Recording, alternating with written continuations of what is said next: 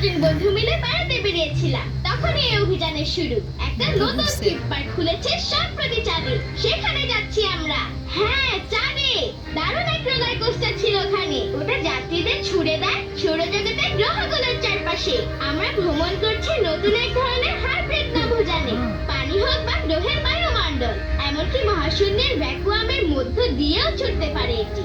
নিজেদের জন্য আমি সেই ভ্রমণ নিয়ে এই মুভিটা বানিয়েছিলাম। রোমাঞ্চকর এক অভিজ্ঞতা, এতটা আমরা ভাবিও নি। নিয়ে পড়ো না যেন।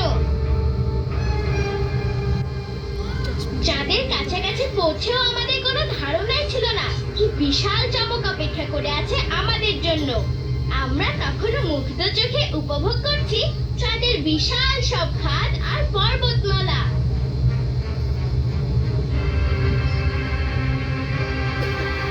চাঁদের মেয়ে বুঝছো? দেখো চাঁদের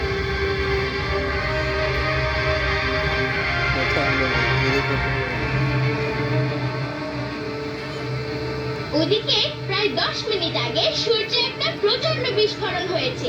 সেই বিস্ফোরণে নির্গত কণাগুলো ঠিক আমাদের যাত্রা শুরুর মুহূর্তে এসে পৌঁছাবে চাঁদে। আমাদের নভোযান রোলার কোস্টার কেন্দ্রে নেমে পড়ল, আর সাথে সাথে শুরু হয়ে গেল আমাদের মহাশূন্য ভ্রমণ। শুরুটা হয়েছিল একদম সাধারণ ভ্রমণের মতোই, কিন্তু চাঁদেতে কোনো বায়ুমণ্ডল নেই, তাই দ্রুতই আমরা প্রচন্ড গতিতে ছুটতে লাগলাম।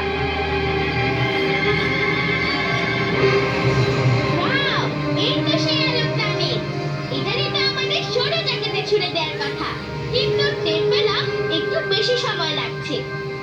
আমরা যেন মহাকাশে অনেকটা দূরে কোথাও ছুটে যাচ্ছি, কিন্তু কোথায় সেই সৌর বিস্ফোরণ আমাদের আলোকটানের কাছে পাঠিয়ে দিয়েছে, আর আমরা হারিয়ে গেছি আন্ত গ্যালাক্সি মহাশূন্যে। নিশ্চিত এটা কোনোভাবেই আমাদের সৌরজগৎ না। আমরা প্রচন্ড গতিতে ছুটে যাচ্ছিলাম বিপুল পরিমাণ কণা ছুড়ে দিতে থাকা বিশাল এক গ্যালাক্সির দিকে। সাথে সাথেই বুঝে গেলাম আমরা তাই কেন্দ্রের অতি ভারী কৃষ্ণ গহ্বরটির দিকে ছুটে যাচ্ছি। এই পথ ধরে ছুটে গেলে আমরা হারিয়ে যাব চিরতরে।